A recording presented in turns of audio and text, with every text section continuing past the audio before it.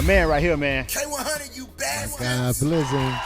So listen, fam. All right, we just gonna dive into this thing. We gonna do too many. You know what I'm saying? I mean, we sit down with people, we connect with people. If I'm already here with the literal connect, you know what I'm saying? I'm here with the connect right here, bro. Hey, just got off a dope panel in there. I was able to stick my head in there in between interviews. Here's some of that free game these cats was in there getting that you normally be charging these cats for. He never spares them on social media. This is why we got Kendrick spirit.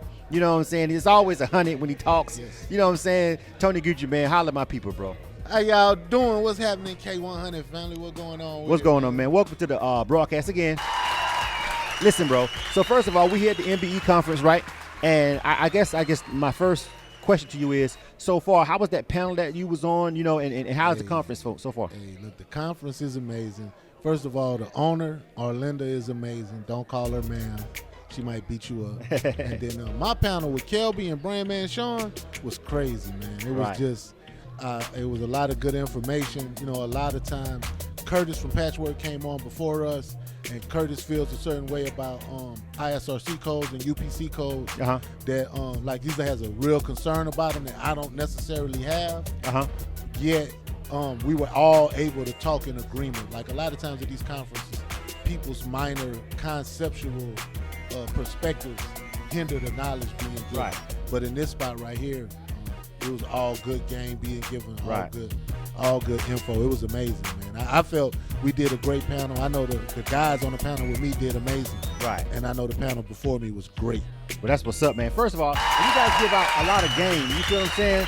If you guys give out, you know, I guess what would be the one thing while you won the panel that you feel like you kind of might have was gonna hold that back, but they kind of got it out of you, like, cause you just felt like you just had to tell them. What was one thing that you felt like the crowd and some of the questions that you might have been asked that you felt like, you know what, I really just felt compelled to give them that today in the panel? I'm gonna keep it a buck with you. Like, Sean really gave them, Brandman really gave them the better stunners of amazing, like, revelation. Right. Just based on the conversations and what was being asked. Right. The one thing maybe that I believe I got across to the artists today that mattered a lot to them was that I was able to say it's their responsibility to make this happen without making it seem like to hell with you. Like, right. You know what I'm saying? So it's like a way to say, hey, man, if you believe you're this dope, if you believe you can make this happen, then you have a responsibility to learn how it go and execute all at the same time. Right. And so that's something that a lot of times it get lost in translation with artists. Right. You know? Because sometimes they say you're a hater. They say, you know what I'm saying? They and I am. I They get hate their all feels. artists. I despise them. I don't like them.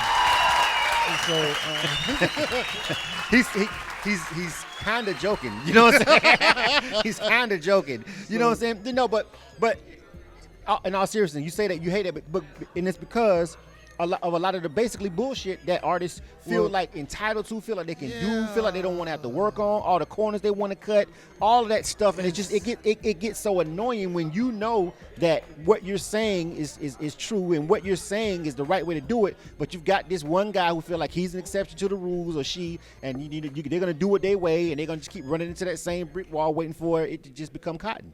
And the thing is, like, what I had to learn was to quit addressing those people who refuse to learn. Right. Like, okay, when do you always say you can't fix stupid? So if you're not gonna listen, man, like, you're $100 million artist. You can make $100 million. You really believe in yourself? Right. But then you don't know how any of the business works, and then you're mad that it's not working for you. Right. You're the asset and you're the value. So, but you want somebody to help you, and you keep all the resources, or you're not sure how it goes. Like, at first, learn how it goes. Right. Like, get a little bit of the business. You'll never get finesse with just a little bit of the business. And all right, I'm gonna ask you that question last, because I know you're gonna snap on that.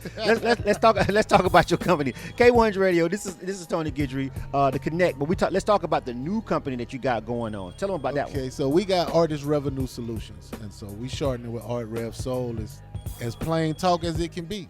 It's a way for the artists to solve any problems getting their revenue.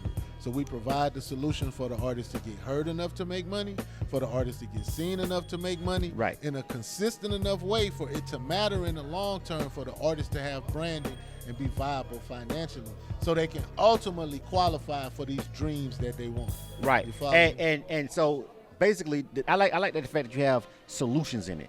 You feel what I'm saying? Because everybody feels like, you know, the problem, I guess, with most artists is they want to be famous and rich, but the other problem is they don't want to work, or they don't know how, even if they want to work, and they don't know how to go about it. So you have the solutions. Give me the number one problem that you see, and then that and your solution to it more often than not. The number one problem by a long shot is education. Okay. Like, and when I say that, don't mean you got to be no scholar, but like, you don't even know so much. Like, you don't know that you can claim your Spotify for artists, upload your music 2 weeks, and automatically get 3 editorial playlists. Okay. Now, but you're an artist, you don't know that. You don't know that YouTube has $100 million YouTube Shorts fund specifically for minority creators. This is rappers. Right. You know what I'm saying? And so if you don't know and you're the asset, then you're going to always be frustrated about, why did this person get this opportunity? Why didn't I get that opportunity? Just like a prime example with Boosie right now. Right. Always getting his IG taken. If he sat down and created a creator IG account with an Instagram that had a semblance to his real name, then he could get his IG and he would get those flags and those warnings instead of just immediate takedown. Right. The first time he violated. At the same time, you know, he's on a running gun. His Instagram took, he just make another one, any Right. email. And then as soon as he would get a flag, it gets taken down. He's popular, he gets a few 100,000 followers immediately. By the time he gets to 1 million, conservative people see him, somebody's hear him cuss, hit the report button, and there goes his Instagram. Right. And that's all because he just didn't set it up right. And it's only because he doesn't know. Right. If he really knew that all he had to do was take an extra 15 minutes to really set up his account and then hit that support button and send Instagram an email showing him that his Instagram, his Twitter and his Facebook are verified, and that he has over 1 million streams a month on all the streaming platforms, they will instantly verify him. Instantly. Right. From the moment he made the account, except he doesn't know. So for every platform, from Spotify to Apple to YouTube, How does somebody like him not know? Like, because how he's do- already making money. So with artists, But- once you're already making money, so Boosie's a multi-millionaire. Right, So yeah, he's going to but make money with or without Instagram. Who's on the team that's supposed to know? I guess that would be my question. I don't know. That's, you know, like. Somebody that's- getting paid a check. Understand? to I'm from know Crowley, those things. Louisiana, bro. I'm from Crowley, Louisiana. I'm a Boosie fan. Right. You know what I'm saying? I work with artists that did projects with Boosie. Boosie know me personally. You know what I'm saying? Right. It's just he can make his money and build his legacy without all of those extra frills. Right. You know what I'm saying? It's just that now Instagram it became such an integral part. It's starting to interfere with his flow. Right. The lack of organization of social media is messing with his flow. So watch him over the next few weeks, next few days, maybe even. He's gonna hire a real professional firm to take care of that because Right. he's been relying on niggas for the longest. And sometimes you just can't rely on niggas for shit. Your man's in You know there. what I mean? You can rely on us, on black folks a lot, but sometimes you just can't rely on niggas. Sometimes they come in handy. It's just Sometimes like, hey. they ain't in the wrong job. They're in the wrong position on your team. It could be Everybody my got a position, but yeah, I could they be might my be in the wrong best position. friend. I trust him with my life, but he can't operate if I need brain surgery. Right. But he's my best friend, so you know what I'm saying. So Yeah, it's like pretty much. you know, so it's with that he hasn't found, and there's so much finesse. I'm pretty sure Boosie wasted 6 figures paying people to get his shit right, and dealing with a lot of finesse, and that comes from him not really knowing. Right. And so and people promising him, and so then he's paid first to solve the problem as a CEO would do. Except he in his music stuff, he has the responsibility of having someone on his team or Right. himself going through that granular information to make sure all that shit is straight. And last question. Speaking of finesse, we was speaking of finesse, and you've said the word a couple of times, so I feel you did. I said it. There's a lot of scams. There's a lot of BS in the game, Tony. You know what I'm saying? Yes. And I see you often talk about it a lot. You know what I'm saying, on your social media pages. We're Yes. connected on a couple of platforms. How can you? What's the one thing that you can tell an artist to just to stop themselves from being finessed? Now I understand that anybody can get it because I've never personally been finessed on a high level like that before. But at the same time, I feel like anybody can kind of sort of can be sold a dream if the person doing the finessing is good enough. Right. But So how do you the first rule of finesse, right, of not getting finessed. Uh-huh. Number one, if they reach out to you for something for you to pay for, it's probably a scam. People with viable services don't really spend their days just DMing you, especially if you get Right. a DM from one of them fake accounts telling you to go mess with something on Right. a real account. You kind of know you're dealing with a scammer. Right. When they hit you and tell you your music is so great they're ready to give you money for it, you kind of know they scam. Right. Like, just when they reach out to you first, Right. That's the scam, because everybody knows the artist wants to be recognized. Right. The artist wants to be acknowledged for their art. So the scam is, hey, you got some dope music, man. You should put it on our platform. We normally charge $1,000, but we'll do it for you for $50. Right. And those 50s add up into, over time, a budget that could have actually funded some real activity if the artist would have just taken the time to learn what to do. Right, and put those couple of $50 in the right places. At the end of the day, I feel like most of the time, even we've talked about it. You've seen it before. I know. Well, cats come through and they do have a budget, and the budget is still not placed into the right hands, to the right platform, to the right places. All the time. And you see dope boys investing people all the time, blow All half the time. a ticket on it, and nothing ever happens. You know what I'm saying? Then you see somebody else come behind and spend 50 all in the right place, and then boom, they gone. Boom. You feel what I'm saying? So last question is, I come up to you right now, man. I want Art Rev Soul, to help me out right now, and my budget is 50 bands. What's your first move?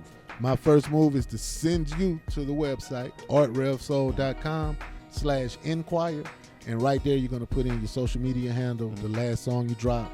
The team is going to go in and go over all of your digital footprint, Right. every place you got music at, every platform, and send you a report letting you know this is where you are, this is how much that you've got going, this is what we need to do to fix it. And we base our entry level on where the artist is.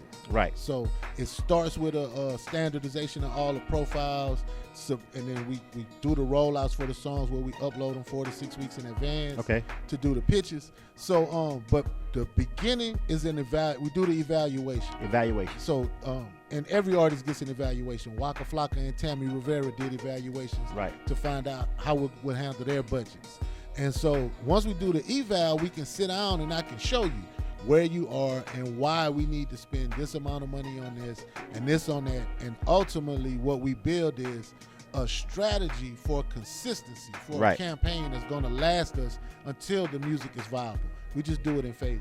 All right. So we might start, the first phase might be 3 to 5 songs, and we may have you invest somewhere around 10K Right. in that. That's going to include 300 broadcast TV network submission, the Pluto TV, the BET Jams. Depending on the artist, it could be a World Star hip hop placement or a Hot New Hip Hop placement. Right. Along with multiple pieces for each song. So when a guy come in and start with us in a 10 to 12 grand range, he's looking at working with us the next 12 to 16 weeks, having his whole package put together in the Google Sheets and documents where he can see all of his information. Right. And then deciding if he wants to move forward with us or use what he learned to deal with us to move forward on his own. All right. I love the answer. First of all, you know why that's the right answer? Because he didn't tell me automatically what he gonna do, because automatically, if I give you 50, you can't say, I'm gonna spend it here automatically. You don't even know if the artists even need that or if they're ready for that. So the very first answer, how you know this ain't no finesse, how you know this ain't no scam over here, is he said, you need to be evaluated first, bro, before we even see what we gonna do with the check. Let's find out where you at. If they not talking like that, bro, run. Pump your brakes and chunk them the deuces, man. Hey, it's good talking to you. It's good to see you, my brother. You feel what I'm Always saying? great seeing you, You feel me, brother. man? One more time, giving the social media where they can find you.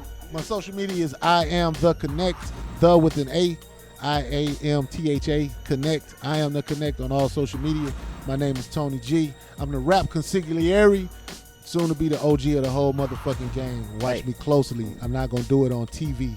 You're just gonna see it happen. It's not gonna happen on social media. You're just gonna see it happen. I'm about to be living proof that hard work outdoes the fake finesse and the front. I'm showing you right now. I'm already up a little bit. I'm about to go up, all the way up, to show you don't gotta fake it to make it in this business. Be yourself. Learn how this shit go and execute your will on these people. Crowd is in the building. You know what I'm saying? Yeah. That's what's up. You know what I'm saying? Yeah, man. We got high aspirations, bro. Now stop faking it. Stop faking it until you making it. Because you always you represent your hometown so much. It's like I got to make sure I got them throw that gym in there real quick. Sir, you know what I'm yes, saying? sir. All right, man. Shout out Crowley, Louisiana. Hey, the Connect. Every time. The Connect is in the building. And we live at the MBE Conference. If you're on YouTube, hit that subscribe button and scroll up to the next video and get some more free game. You dig? Show. K-100 Radio.